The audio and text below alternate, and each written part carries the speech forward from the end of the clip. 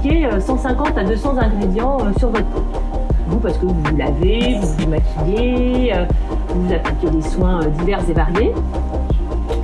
Et au final, ça fait beaucoup d'ingrédients. Et ce qui fait surtout beaucoup d'ingrédients, c'est que, outre vous laver, vous maquiller, prendre soin de vous, vous mangez, peut-être vous faites un peu de ménage, vous vivez dans des meubles qui ont une certaine composition. Bref, vous vivez. Et vivre en 2019, ça veut dire avoir une exposition chimique très forte. C'est vraiment très important de comprendre que ce qui est important, c'est cet ingrédient en lui-même, ces différentes catégories d'ingrédients et pas forcément le produit. C'est-à-dire que mettre une note à un produit, c'est un peu compliqué comme démarche, de notre point de vue. Alors, on va commencer par une obligation qui est donc réglementaire. Sur tous les produits, on doit trouver ce qu'on appelle la liste INCI. Donc, c'est cette fameuse liste dont il faudrait presque un doctorat en chimie pour la décoder. Donc vous voyez que cette liste, vous la voyez donc sur les packs. Parce qu'en fait, quand vous achetez un produit, vous devez être informé de ce qu'il y a à l'intérieur. Et donc, le règlement cosmétique européen a choisi de vous fournir cette solution via cette liste, alors avec des noms un peu barbares, soit en anglais, soit en latin. Donc en anglais, vous avez tous les ingrédients qui sont issus de la synthèse, et en latin, les ingrédients d'origine naturelle. Donc ça vous donne déjà une idée sur la nature du produit quand vous regardez en gros une liste.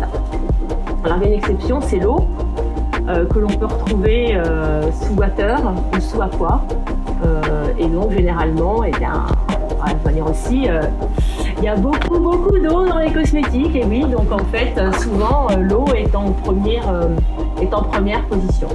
Donc ensuite, on va aller de l'ingrédient le plus concentré dans la formule jusqu'au moins concentré.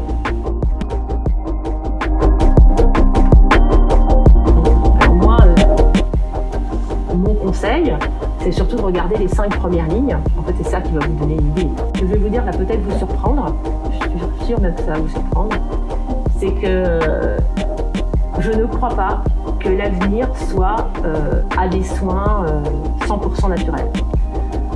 Tout simplement parce que si demain, imaginez L'Oréal qui passe son portefeuille de marque de produits à 100% naturels, je vous laisse imaginer ce qui se passe et comment est-ce qu'on peut gérer cette problématique au niveau de la planète. Je pense qu'il faut raison garder parce qu'en fait, en naturel, vous allez avoir aussi plein d'ingrédients qui sont potentiellement toxiques. Ça, c'est une réalité. Croire qu'en fait, le naturel, c'est génial et ça vous garantit quelque chose de très clean, c'est pas vrai. La nature est par définition pourvoyeuse de poison. Ce qui est un produit, la Clean Beauty, c'est l'absence d'ingrédients controversés dans un produit, pour nous. C'est-à-dire un ingrédient dans lequel il n'y a pas d'ingrédients controversés. Et j'ai envie de vous dire, oubliez les allergènes. Oubliez les allergènes. Juste pas d'ingrédients controversés pour la santé.